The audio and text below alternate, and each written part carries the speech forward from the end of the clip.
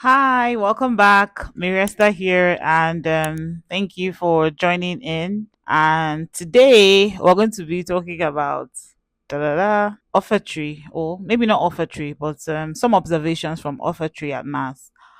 And as you can see, I've just come back from mass, and I thought to maybe prepare and give this message later, but yeah, I think the urgency is to do it now, in line with some of the things that all of us, including me, were all guilty of. And I think it's from a place, and I'm saying this because I mean, I observed some things, and at the same time, I had some conversations with some people, and I realized that somehow we're not really understanding what this whole offertory is about, and also some of the hymns that offertory hymns are one of the, I don't use the word sweetest, but that if you check the order of the mass, there's the entrance, there's the offertory, there's the communion, there's the recessional, there's the Thanksgiving hymns. I mean, there are hymns for all those things. Well, I noticed that offertory is like, and then Thanksgiving, because that's when you get to do all those small praise and worship on the side. So I realized that offertory hymns somehow it's almost like the crescendo. I mean, the tempo is getting higher when it gets to that point, and we've had some very nice ones.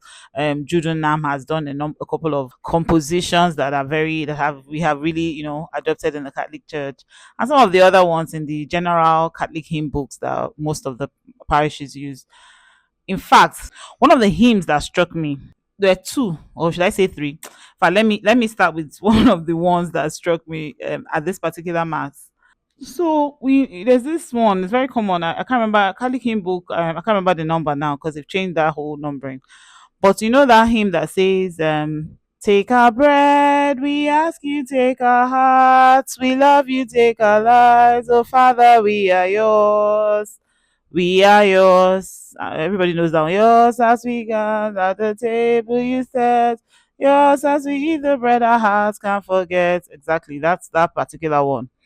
So it's the chorus, take our heart, I mean, take our bread, we ask you, take our heart. It's like we're offering our entire, which is what the offertory is supposed to be about. It's not really about the basket that's going in front of you, or the amount of money that sometimes I'm just rushing into mass, especially for those who go for weekday or daily mass. You may not even have money in your bag, or you may not have money in your account or your phone or whatever. God knows now, God sees everything. I mean, remember the widow's mite. It's not really about that action. But if you read the mass by I think it's Catalina, where he speaks about offertory, like I said, this whole message is not really to come and dissect offertory as it's where in the mass, because it's a bit deeper than that. But just to give some excerpt, because I'm speaking to it in relation to the hymns and how we express them.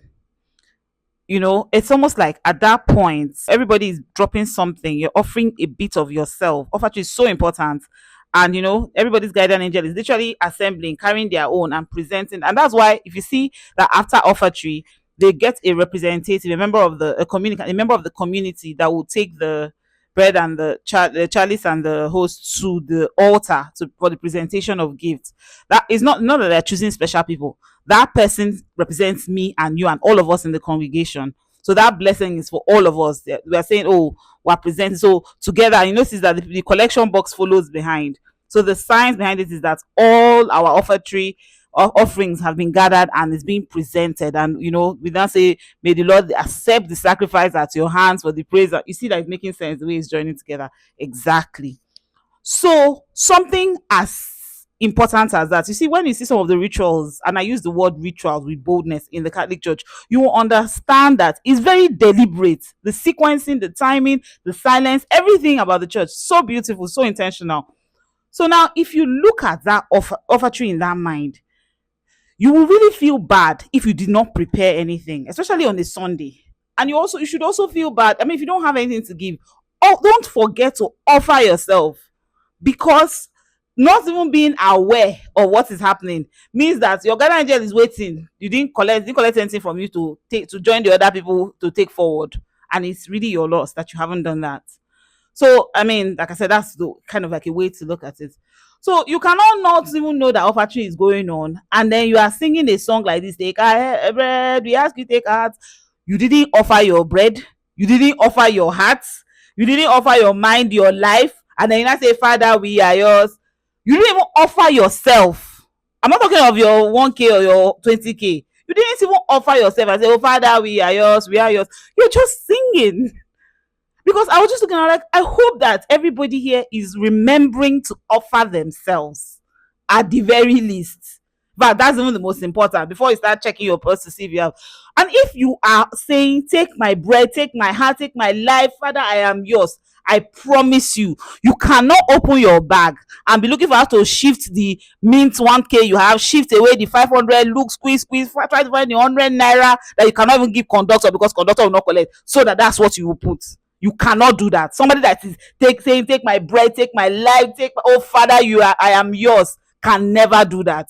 If you do that, and this is not to guilt trip anybody or to blame anybody, but if you do that, you're not communicating, "Take my heart, take my bread." You are not taking not. In fact, you have not moved from the surface of where you're sitting down. You are not connecting with the events of what is happening. You are not connecting to the altar. You are not anywhere near Calvary, because everybody going to Calvary, but you are not on the way to Calvary at all. You are in your own music studio where you are producing a jam that you like and you're singing and dancing to it. That is the simplicity of it. Another one like it is When I Remember, that's the name. The chorus especially. "And so I will give you all I have.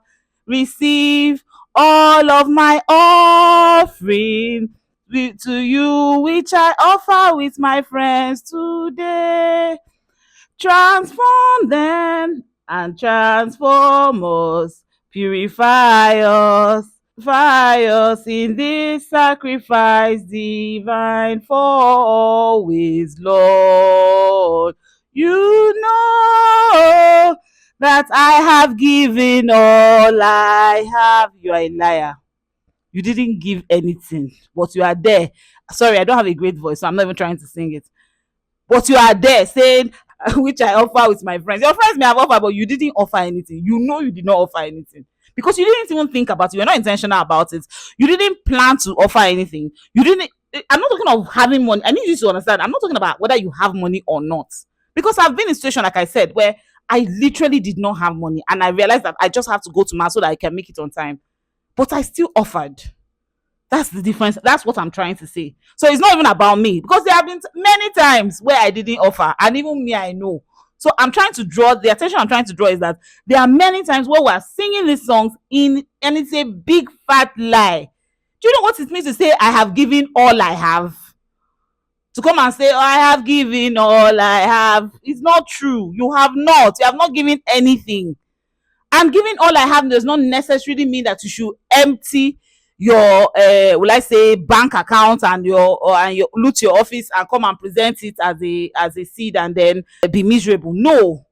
But if you are giving your all to God, I don't need to tell you. If you are smart and you are offering right, if in everything you're doing, from the moment you wake to the moment you sleep, there's intentionality about offering every part of yourself to God, from your speech to how you treat people, to the way you work, to the way you don't shortchange your employer, you don't shortchange your boss, you don't shortchange your family members, you don't shortchange God, the way you serve, the way you tithe with everything you have, including your service.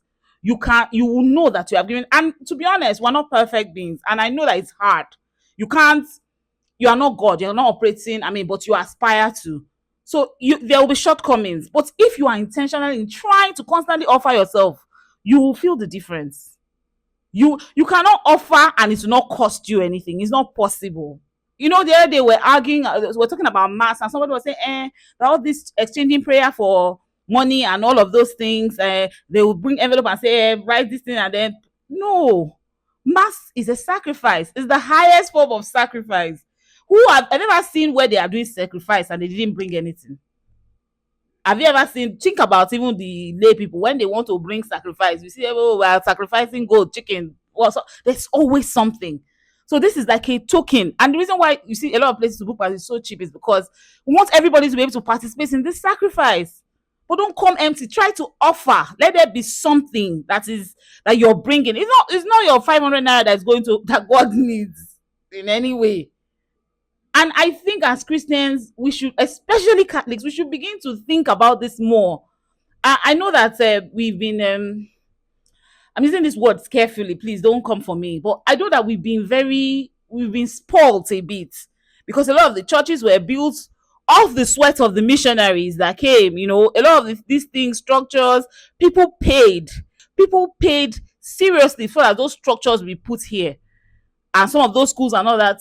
But it's now time to, you can't continue to, it's like someone riding a bicycle on the training wheels. At some point, you're going to ride without the wheels and you're expected to teach others how to ride.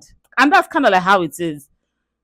And it's so sad that some of the communities or the places where some of these things or these visions emanated from, I mean, if you go to some of those countries or some of those places now, it's a really sad story. But that's a story for, and that's not the theme of this conversation. This whole conversation is between me and you and our intentionality towards offering. Let us not go and convict ourselves by singing songs we don't mean, we can't connect to, and things that we're not doing. I'm not saying don't sing, oh, please sing, always sing.